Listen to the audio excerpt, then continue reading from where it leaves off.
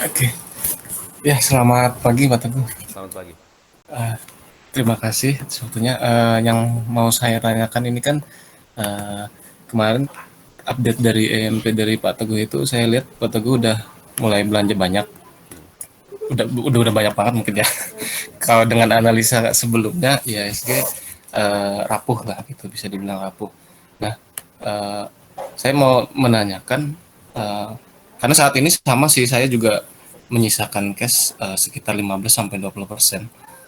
Yang saya tanyakan bagaimana strategi Pak Teguh atau bisa dibilang planning cadangan lah. Karena bisa jadi kan IHSG masih ada kemungkinan untuk turun juga. Sedangkan cash kita sudah sisa sedikit bisa dibilang seperti itu.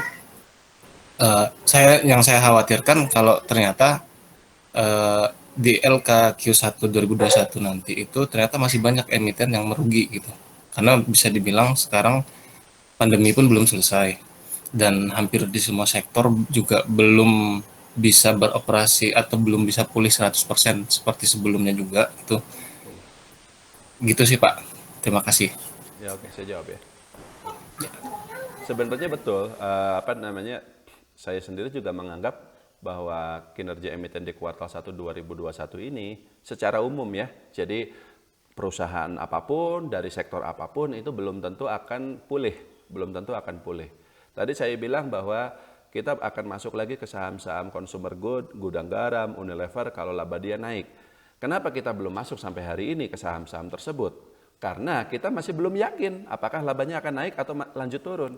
Jadi memang saya masih 50-50 lah. Akan lebih aman kita masuknya itu nanti ketika kuartal 1 sudah keluar, ya kita pilihlah yang memang yang kinerjanya sudah recover, yang sudah pulih. Yang tidak pulih kita jangan pilih, seperti itu. Nah, tapi ada tapinya. Laporan keuangan kuartal 1 2021 itu akan keluar pada akhir April, Pak, atau awal Mei. Kalau sekarang tanggal berapa? Sekarang tanggal 20 Maret. Artinya masih ada jeda waktu 1 bulan setengah. 1 bulan setengah. Ya kan? 1 bulan setengah. Ya betul. Nah, dan untuk saat ini sebenarnya yang ditunggu orang adalah masih bukan kuartal 1 2021, tapi kuartal 4 2020. Beberapa emiten sudah merilis, tapi sebagian lagi belum karena masih proses audit. Pak Rusman tolong dimatikan mikrofonnya. Jadi, waktunya tidak terlalu mepet, masih agak lama. Meskipun sebenarnya itu termasuk jangka pendek sih ya, antara selama 1,5 bulan itu, tapi tidak terlalu pendek. Tidak terlalu pendek misalnya harian, apalagi cuma 1 minggu. Tidak, 1 bulan setengah itu agak lama. 6 minggu loh itu. Nah, selama periode 6 minggu tersebut, selama yang jadi perhatian itu kan memang di Amerika Serikat sana sebenarnya. Di Amerika Serikat sana Anda juga bisa lihat pasti Dow Jones itu lagi naik terus kan itu. Sekarang lagi break new high lagi tuh. Sudah level 33.000 sekian lah. Karena ada sentimen apa namanya stimulus apa segala macam.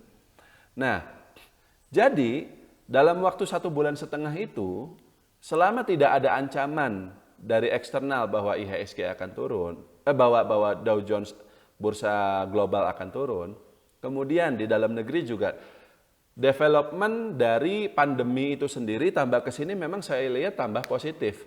Jadi kalau dari permasalahan restriction segala macam itu memang masih sangat menyebalkan sih kalau saya bilang. Jadi kalau kita mau naik pesawat terbang, kita mau naik apa namanya kereta api kan harus tes lagi, tes lagi, tes lagi, ya kan? Itu buang-buang duit loh sebenarnya itu. Emang 100.000 apa nggak sayang apa? Tapi ya mau tidak mau kan kita harus keluar duit untuk itu gitu kan. Apalagi kalau PCR bisa sampai 1 juta rupiah. Nah, tapi jumlah positif pasien corona di Indonesia dan di seluruh dunia itu cenderung turun. Jadi kayaknya Pak, second wave juga sudah lewat. Tahu kan dulu awal-awal pandemi itu ada cerita first wave, second wave, third wave yang berdasarkan sejarah Spanish flu. Jadi dulu katanya tahun 1918 itu pernah ada pandemi flu Spanyol. Seperti itu. Yang ada apa namanya gelombang pertama, gelombang kedua, dan terakhir gelombang ketiga. Yang paling gede itu gelombang kedua, tapi gelombang ketiga nanti ada lagi tapi cuma sedikit. Nah, sekarang yang gelombang kedua pun sudah mulai turun. Jumlah kasus positif baru di Indonesia yang sempat mencapai 18.000 kasus per hari pada puncaknya, sekarang tinggal sekitar 5.000 kasus per hari. Padahal jumlah tes semakin meningkat.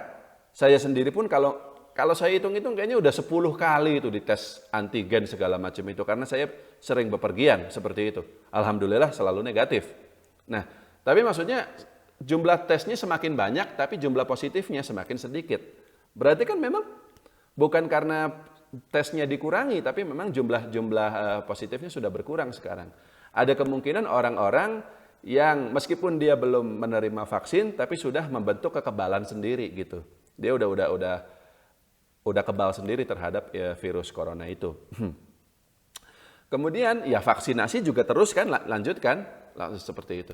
Artinya menurut saya juga untuk saat ini masalah corona ini sudah tinggal hitungan minggu lah paling lama sebelum akhirnya kita selesai sama sekali, anak-anak bisa kembali sekolah dan seterusnya. Itu yang saya lihat. Jadi mungkin, dan ini saya tidak bisa menyebutnya sebagai prediksi, ini sih lebih sebagai harapan. Kalau misalnya sampai akhir April nanti IHSG minimal bertahan di posisinya saat ini, nggak harus naik ya, bertahan saja gitu di posisinya saat ini, maka saham-saham tertentu yang memang prospeknya menarik, yang memang valuasinya murah, yang memang kinerja terbarunya di tahun 2020 kemarin, kalaupun turun tapi tidak terlalu parah ya, jadi tidak ada gagal bayar atau semacamnya ya kan. Dan Bapak Rusman coba cek lagi saham-saham yang kita pegang itu masuk kriterianya semuanya seperti itu. PBV-nya 0, ya kan, perusahaan yang nggak ada masalah, rugi betul, tapi di masa lalu untungnya gede. Jadi kalau nanti pandeminya sudah berakhir, krisisnya sudah berakhir, ya dia akan profit lagi. Kita nggak asal-asalan Pak pilih saham, sama sekali tidak. Kita itu benar-benar sangat milih. Saya nggak akan nyebut sahamnya apa ya, karena kayak bocorin kan kalau kayak gitu. Tapi intinya adalah asalkan kondisi pasarnya aman untuk sementara ini, ya, untuk sementara ini, maka mungkin sampai akhirnya nanti laporan keuangan keluar dan ternyata contohnya saya pegang saham A nih, ya, saya pegang saham A, lalu kemudian nanti laporan keuangan kuartal 1 2021 keluar, nanti 1,5 bulan dari sekarang, dan ternyata kinerjanya turun, ya udah nggak apa-apa kita jual ketika itu. Harusnya sih masih dalam posisi profit karena kondisi IHSG-nya dari sekarang sampai sebulan ke depan kemungkinan masih akan stabil atau bahkan naik sedikit. Seperti itu. Karena Dow Jones-nya udah naik, kan kita masih di situ. Biasanya eventually nyusul loh IHSG itu, nyusul. Asalkan Dow Jones-nya juga tetap di situ, tetap di 33.000 atau bahkan 34.000. Jadi kita eventually akan nyusul. Mungkin kita akan ke 6.400 dan seterusnya. Setelah itu baru mungkin crash, kita nggak tahu pas bulan Mei. Pernah dengar kan istilah sell in May and go away? Iya kan? Tapi kalau bulan Maret, April memang secara statistik ya biasanya sih masih aman lah. Jadi kita bisa beli saham-saham tertentu. Jadi namanya plan B tetap ada, tapi dengan melihat keadaannya seperti itu ya, kita bisalah dalam waktu singkat ini, dalam waktu 1 bulan ke depan ini kita bisa hold semua posisi ya. Dan mungkin nanti begitu emiten itu sudah keluar baru kita ini lagi cek-cek lagi gitu seperti itu.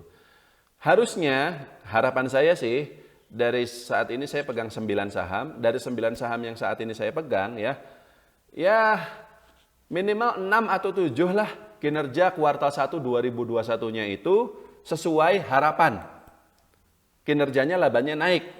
Jadi yang dijual mungkin nanti nggak semuanya, hanya beberapa saja yang ternyata kinerjanya tidak sesuai harapan. Yang mana nih yang kira-kira kinerjanya sesuai harapan? Yang nggak tahu.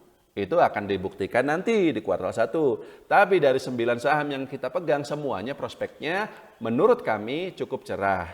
Kalau ada saham yang kita lihat kinerjanya saat ini buruk dan kemungkinan nanti di tahun 2021 juga labanya masih turun, contohnya ya tadi yang kita baru saja bahas, Ramayana Lestari Sentosa, RALS. Setelah kita pertimbangkan kayaknya sih karena sektor retail masih sepi, kemungkinan dia masih akan turun, ya nggak kita beli sahamnya gitu loh. Ngerti ya Pak Rusman? Bukan berarti semua saham yang kita pegang ini kinerjanya pasti akan naik nanti di kuartal 1, belum tentu. Tapi peluangnya cukup besar berdasarkan hal-hal yang kita amati sejauh ini. Jadi kalaupun nanti ada yang turun, ada yang harus kita jual, ya nggak banyak. Lebih banyak saham yang kita bisa hold saja. Kurang lebih seperti itu Pak Rusman. Ya, Oke, Pak. makasih. Ya, siap. Terima kasih, Pak.